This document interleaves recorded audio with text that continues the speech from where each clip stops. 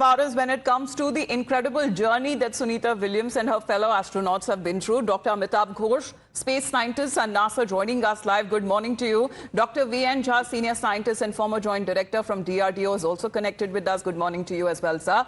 Dr. Ajay Kothari, who is the president and founder, Astronaut Corporation, is also joining us. Good morning to all of you. And what a great morning this is, isn't it, Dr. Ghosh? Because Sunita Williams seems to have cemented her legacy by spending an incredible over 600 days in space. That makes her the second most experienced NASA astronaut in terms of total time beyond Earth. Right. So it's an incredible achievement. She has had a long career from as an astronaut. I think it started, her first flight was in 2008, I think. And then there was the second flight, and this is the third flight. And, you know, she has also almost among the highest people who've done extravehicular activity, which is spacewalks. So it's been a whole lifetime of being an astronaut. So it's a very, very tough thing. You know, all these require huge amount of training. And then when you come back, you're just seeing the first part, and then she has to rehabilitate with Earth, and, you know, her muscles are all in bad shape and all that.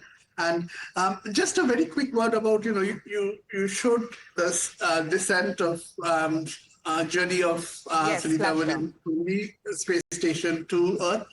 It's actually huge, you know. If you think about it, this space station is 250 miles up above the Earth. So the journey started yesterday, 250 miles, and then the re-entry velocity is incredibly high. You know, this is where, if you have seen the movie Apollo 13, the exterior of the spacecraft gets incredibly hot. And so I think it's 20,000 miles per hour compared to when you're in a commercial airliner, it is about 500, 600 miles per hour. And then this whole getting, dropped off in the middle of nowhere in the Gulf of Mexico, and then having to have crews try to find you. So it seems like very, very easy, but, you know, there's a lot of coordination, a lot of engineering tests in the background that you don't see. So anyway, the good part is, of course, everything is picture perfect, and probably the only things Sunita Williams is worrying about is maybe having some earth food, and then breathing the earth air, and then trying to get her strength back. And of course, a lot has happened in the last 9 months in the United States alone, so a lot of catching up also to do. But as Dr. Ghosh was pointing out, Dr. Jha, you can also give in a word on this in your perspective, because the spacecraft that faces extreme temperatures that exceeds over 3,000 degrees Fahrenheit or 1650 degrees Celsius before deploying its parachutes and touching down the Atlantic. I mean, those visuals itself were mesmerizing, and what a safe return it has been. Oh, yes. Welcome back home, Sunita, Book, and Nick Hague, as well as Prorov. So it must be a great feeling, breathe back the normal air with the freshness that it has.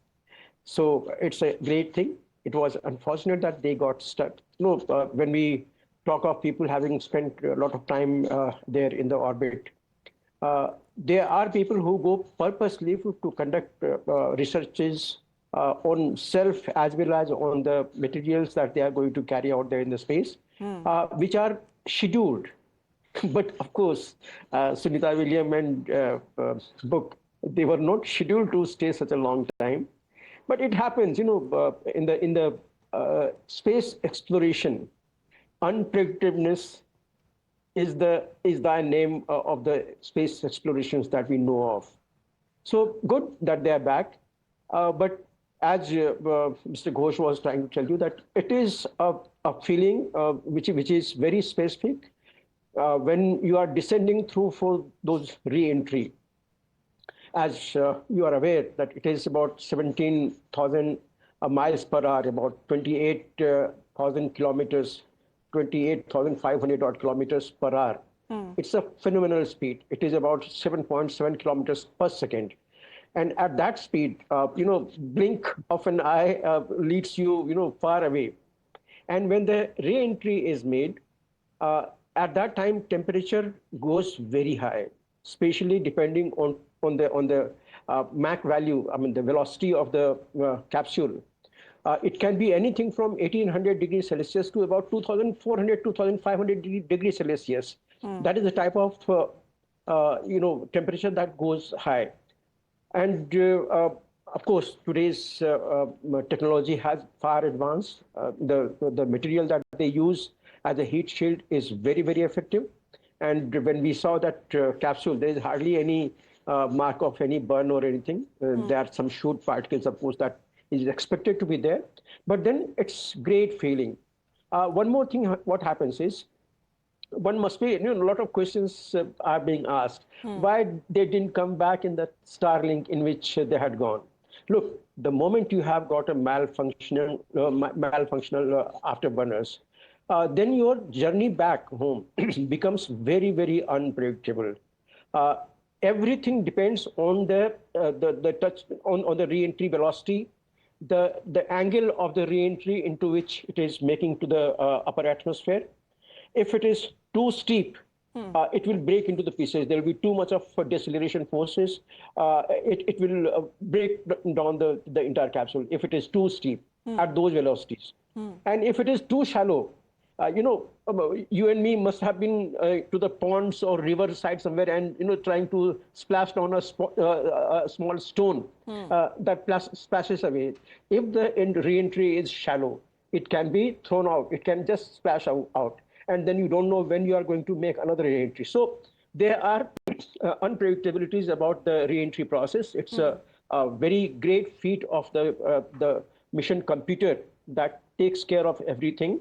And that is how it is. And space is all about that, isn't it? Because Dr. Kothari, it is all about unpredictability. And there were some nerve-wracking moments as well. If you can tell us, there are some 6 to 7 minutes. Correct me if I'm wrong, that there are some time that, it goes off the grid or there is no communication. And that's the time when it comes to, that heart-stopping moment that communication was established finally. And how actually NASA also expedited when it comes to their departure to avoid any deteriorating weather conditions. That's right. Yeah, exactly. So this is really interesting because what you mentioned here, which is called communication blackout, which lasted for 6 to 7 minutes here. That happens because, let me just give an example here, but not example, actual numbers. This capsule is flying at 7,800 meters per second. Then just around, and so it really did about 10 revolutions around the Earth. Just over the Pacific, after the revolution, just over the Pacific Ocean, they reduced the speed by retro rockets by just simply 53 meters per second compared to the 7,800 that it had. Based on that, it re-enters and it creates the drag. The upper part of the atmosphere creates a drag, and then it goes and re-enters more and more. As it does, it's still flying at a very high speed, so it creates a sheath of plasma around the vehicle, the spacecraft. And because of that sheath of plasma, communications and signals, electromagnetic signals cannot penetrate them. So those are the times which we don't know if things went okay or not. Obviously, in this case, they went fantastic. And so it was really very, very interesting to see. And then when it comes down, it starts to decelerate, and when it decelerated, it also falls in its altitude rapidly because that doesn't have centrifugal force to keep it up there. And so just from the Pacific, crossing the Mexico area, and then by the Gulf, it falls into the ocean. All very well done. And what a warm welcome that they have received. And of course, they will be familiarized when it comes to, all that needs to be done as far as medical tests and therapy, if it is also required for the astronauts who are back home. Requesting our guests to continue to be with us because there have been that are also taking place. And of course, we'll get you the pictures from their native hometown here in India as well. The concern that was also raised by Prime Minister Narendra Modi. And of course, Dr. Ghosh, as we were speaking about Sunita Williams and how NASA expedited their departure there. How important that we are now looking at Sunita Williams and then the other astronauts playing a vital role, especially when it comes to multiple expeditions, because over her career, she has completed nearly 9 spacewalks, including 2 of her ongoing mission, amassing a total of 62 hours and 6 minutes when it comes to the extravehicular activity. Right. So it's an incredible career as an astronaut. Of course, there's no doubt about it. And it also shows how much they do up there and how risky it is. But I want to make 2 other points. See, it also marks a journey of the US space program. In 2010, the space shuttle was retired and the US had no way to go to space. So they were dependent on the Russians, and they entered into a partnership with SpaceX and Boeing, where it was an innovative commercial agreement where NASA would invest half the money, they would have to invest half the development cost, and then NASA would buy the services from them when available. So all this seemed very, very fairy tale-like in 2010, that the US was not doing its own development of a spacecraft. But see, now it has been 5 years and the Crew Dragon has come on board and it is doing absolutely fine. And not only that, the Boeing Starliner, there are some hiccups, it's behind schedule, but I think in the next 1 or 2 years, it will also come back and keep transiting astronauts back and forth and also, cargo back and forth. So now the US has 2 options of going to the space station. And then there's another very interesting thing in the background, which we are probably not trying to grasp now. In 5 years later, the International Space Station will no longer be there. It is going to be deorbited. SpaceX already has been awarded this contract, and they're going to take the International Space Station down. And the US will probably start thinking of the next frontier in space, which might be on the lunar surface, or the surface of the moon. Okay. So, in the 20 years, it has been a phenomenal journey in human spaceflight in the US. Expecting, a phenomenal journey in the 20 years more to come as well, because although that Sunita Williams has set the record during her time above Earth, but it is now her and the other astronauts, the recovery journey on land that actually begins now. So requesting our guests to continue to be with us. This is a live, non-stop and extensive coverage that you're going to watch only on Times Now. We're going to be back after a very short break.